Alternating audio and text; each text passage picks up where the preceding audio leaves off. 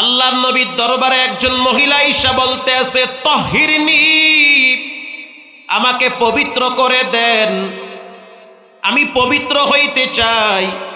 আল্লাহর হাবিব বলল, কি পবিত্র করব? বলে, হুজুর আমি জিনা করছি। কদ জানাইতো, আমি জিনা করেছি।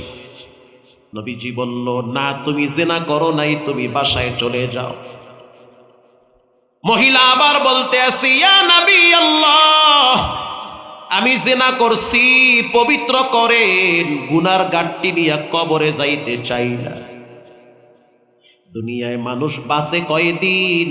রসুল বলেছেন, যেই লোক সর্বশেষ মারা যাবে, ছেলে হোক মেয়ে হোক, বাচ্চা হোক বুড়া হোক, সর্বনিম্ন 40,000 বছর মাটির নিচে থাকা লাগবে। কেমনে থাকবা? সাথী নাই, বাতি নাই। আজ এখানে বসে আছো, হতে পারে কালকে তোমাকে কবরে থাকা লাগতে পারে। টাঙ্গাইলে ওদিন বয়ান করলাম, এলেঙ্গাতে একই স্টেজে একই প্যান্ডেলে সকালে একবার জানাজা, রাত্রে আর একজনের জানাজা। টিস্যুর বক্স আনতে টাঙ্গাইল এলেঙ্গায় গেছে, এলেঙ্গার পাশেই মাহফিল। বক্স নিয়ে দৌড় মারছে, টের পাই নাই পিছনে ট্রাক আইসা ধাক্কা মারতেছে। এমন ধাক্কা মারছে, বক্স একদিকে ছিটকে গেল, সেও আর একদিকে ছিটকে গেল। প্যান্ডেলে গিয়া জানাজা পড়া হইল। মানুষ ভাবতে পারে না যে তার মৃত্যুটা কখন চলে আসবে। 1 মিনিটের নাই ভরসা। টান মারার সাথে সাথে রবের সিদ্ধান্ত, ভরসা নাই তো নাই, চইলা আসো কবরে, এক টানে শেষ। এমন এমপি দেখছি বিগত আমলে মাইক নিয়ে দাঁড়ায় বলছে, আমি আর একটা কথা বলবো। কয়টা? কিন্তু সে বুঝতে পারে নাই এক কথার ভিতরেই জিন্দিগি শেষ। একটা কথা বলবো বলতে গিয়া সেহার নিয়ে কাইতে পড়ছে। এটা কি বলে মৃত্যু? কখন চলে আসবে কেউ জানে না, জানেন কে? আল্লাহর ডরান। হঠাৎ ধইরা ফেলাইবে, কাইন্দাও লাভ হবে না। মহিলা আবার বলতে আছে, রহমাতুল লিল আলামিন, কদ জানাইতু, জিনা করছি, তাহিরনি, পবিত্র করে দেন, পাপ বড় হয়ে গেছে, ঘুমাইতেও পারি না, খাইতেও পারি না, বড় লজ্জা পাই। যখন আমি মাটির উপরে বিচারণ করি তখন মনে হয় মাটি আমারে অভিশাপ দেয়। কারণ মাটির জবান আছে, মাটি একদিন রবের সাথে কথা বলবে। রব কোরআনে বলেছে, ইয়াউমা ইদিন তুহাদ্দিসু আখবারহা। ও পাবনার ভাইরা, যেই মাটিতে বসে আছেন কষ্ট করে, জানি না কার না জানি দোকানে কাপনের কাপন চলে আসছে। তবে লেখা রাখেন, মনে রাখেন, যেই মাটিতে কষ্ট করে বসে আছেন, একদিন এমন হবে মাটি আপনার পক্ষে রবের দরবারে সাক্ষী দিয়া বলবে, মাফ করে দেন। ওরে ধইরেন না, ও কষ্ট করে শীতের ভিতরে নিশিরের পানিতে ভিজে ভিজে মোল্লার কথা শুনছে, আজ বিচারের ময়দানে মাটি সাক্ষী দিলাম, ওরে মাফ করে দেন। আল্লাহু আকবার বলেন। মহিলা আবার বলল, তাহিরিনি, পবিত্র করে দেন। নবীজি বলল, বাড়িতে চলে যাও, তুমি জিনা করো নাই। নবী চাচ্ছে বিষয়টা গোপন থাকুক। মহিলা আবার বলতে আছে, তাহিরনি, পবিত্র করে দেন। নবীজি বলল, না তুমি জিনা করো নাই, চলে যাও। মহিলা বলতে আছে, ইয়া নবী আল্লাহ, জিনা করছি, মজা পাইছি, কিন্তু মজার পরে সাজা আছে না নাই? বিবেকের আদালতের কাছে ধরা খেয়ে গেছি। রাত্রিবেলা ভয়তে ঘুমাইতে পারি না, চমকে উঠি, স্বপ্নে আজে বাজে দৃশ্য দেখি, কলিজার ভিতরে পানি শুকায় গেছে। আমি যে জেনা করছি আমার সাক্ষী আছে। আল্লাহর হাবিব বলল, কে তোমার সাক্ষী? বলে, আমার পেটে একটা বাচ্চা আসছে, ব্যভিচারিণী হওয়ার কারণে পেটে বাচ্চা আসছে। নবীজি বলল, অপরাধ তুমি করছো, কিন্তু পেটের বাচ্চা তো অপরাধ করে নাই। বাচ্চা ভূমিষ্ঠ হোক, তারপরে দেখা যাবে। মহিলা এবার চলে গেছে। কিছুদিন পর যখন বাচ্চা ভূমিষ্ঠ হইছে, দুধের বাচ্চা নিয়ে নবীর সামনে দাঁড়ায় গেছে। আল্লাহু আকবার বলেন। স্পষ্ট হাদিস, মুসলিম শরীফের হাদিস। আল্লাহর আযাব এবং গজব পে যেই পরিমাণ ভয় পেয়েছে, মহিলা আবার গিয়া বলল, দুধের বাচ্চা নিয়ে আসছি, পবিত্র করে দেন, গুনার ময়লা নিয়ে কবরে যাইতে চাই না।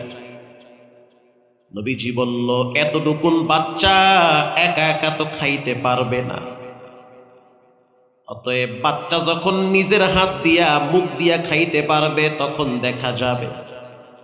2 বছর দুধ পান করাও। মহিলাটা দুধের বাচ্চা নিয়ে বাসায় চলে গেল। এক একটা রাত, এক একটা দিন তার কাছে 1 বছরের সমান হয়েছে। কষ্ট কি পরিমাণ, দুঃখ! জিনা করছি, পেটে বাচ্চা আসছে, বাচ্চা ভূমিষ্ঠ হইছে। এরপরে নবীর কাছে গেছে, নবী বলে বাচ্চা বড় হোক তারপরে দেখা যাবে। তাহলে বুঝেন, আল্লাহর আযাব থেকে বাঁচার জন্য শরীয়তের আইন নিজের উপরে চাইতেছে, আল্লাহর বিচার দুনিয়াতে চায়। আল্লাহু আকবার বলেন। 2 বছর পর বাচ্চাটারে নিয়া নবীর সামনে দাঁড়ায় গেছে, আর চোখের পানি ছেড়ে বলে, ইয়া নবী আল্লাহ, দুনিয়ায় তো কেউ কারো আপন না, স্বার্থে আঘাত লাগলে আপন মানুষগুলা পর হয়ে যায়। আমি মজা পাইছি, মজার কারণে কবরে শাস্তি পাইতে চাই না, আমি আমার রবের কাছে পবিত্র থাকতে চাই। এই নেন বাচ্চা, নিজের হাতে রুটি সিরা সিরা খাইতে পারে। আল্লাহর রাসূল বলল, মদিনার সাহাবীরা কারা পারবা এই বাচ্চার দায়িত্ব নিতে? বাচ্চাটা তো এতিম। আল্লাহু আকবার বলেন। একজন সাহাবী দাঁড়ায় বলল, যার নাম হলো খালিদ বিন ওয়ালিদ রাদিয়াল্লাহু তাআলা আনহু। যুবক মানুষ, দেখতে অনেক সুন্দর, শত শত যুদ্ধে তিনি মুজাহিদদের ভূমিকায় অবতীর্ণ হয়েছে। মারহাবা বলেন। হুজুর, আমি এতিমের দায়িত্ব নিব। এবার নবীজি বলল, আনা ওয়া কাফিলুল ইয়াতীম কাহাতাইনি ফিল জান্নাহ। কেউ যদি এতিমের লালন পালনকারী হয়, সে আমি নবীর সাথে আবার জান্নাতে থাকবে, মাঝখানে কোনো পার্টিশন থাকবে না। সুসংবাদ। এখানে টাকাওয়ালা যারা আছেন, মাঝে মাঝে 2-1টা এতিমের জন্য জামা বানায় দিবেন, এতিমের একটা টুপি কিনে দেন, এই শীতের দিন এতিমের জন্য একটা কম্বল পাঠায় দেন। আপনার বাচ্চাটা বিদেশি কম্বলে ঘুমাইয়া যেই পরিমাণ শুকরিয়া আদায় করবে না, একটা মা বাবা হারা এতিম সন্তান যদি একটা নরমাল কম্বল পায়, তার চেয়ে বেশি খুশি হয়ে যাবে। ওর মুখের হাসি আরশে আজিম ঠান্ডা হয়। এতিম যখন হাসে তখন রব্বুল আলামিন রহমতের ডানা বিস্তার করে।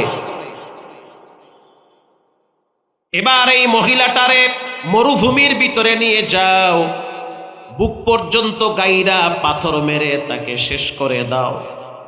মহিলাটারে মরুভূমির ভিতরে নিয়ে বুক পর্যন্ত মাটিতে গাড়া হইল। বিবাহিত নারী জেনা করছে, শাস্তি। বিবাহিত নারী জেনা করছে, শাস্তি। বুক পর্যন্ত গাইরা, তারপরে পাথর মারো। চতুর্দিক থেকে পাথর নিক্ষেপ হয়। হযরত খালিদ বিন ওয়ালিদ যুবক মানুষ, তিনিও একটা পাথর মারল। পাথরটা যখনই মহিলাটার কপালে আইসা লাগছে, রক্ত ফিলকি দিয়া খালিদ বিন ওয়ালিদের চেহারায় লাগছে। খালিদ বিন ওয়ালিদ এতটুকুন একটা গালি দিয়েছে, সি সি, একটা ব্যভিচারিণী মহিলার রক্ত আমার শরীরে লাগছে। নবীজি বলল, খালিদ বিন ওয়ালিদ সি সি বইল না। এই মহিলার চোখের পানি আর তওবার কারণে রব্বুল আলামিন তার এই তওবাটা যদি, তার ক্ষমাটা যদি, আজকের এই মহিলার ক্ষমা যদি মদিনায় বন্টন করে দেওয়া হইতো, সব গুনাহগারের গুনাহ আল্লাহ মাফ করে দিত। हर गोरीदे देने तू तैयार है, जो न मंगे उससे तू बेजार है। आती नफी दारे दुनिया न हसन, आती नफी दारे उक़बा न हसन। या गियासल मुस्तगीसीन हदिना लफ्तिखारा मिल उलूमे वल गिना। বলেন, এই যে প্রকাশ্যে হাজার হাজার মানুষের সামনে ব্যভিচারিণী নারীকে আল্লাহর আইন, শরীয়তের আইন যে প্রতিষ্ঠিত করা হইল, প্রয়োগ করা হয়েছে। জানতে চাই ও পাবনার মুসলমান, এটা কি মোল্লার আইন না আল্লাহর আইন? আরো জোরে বলেন, কার আইন? এটা আল্লাহর আইন।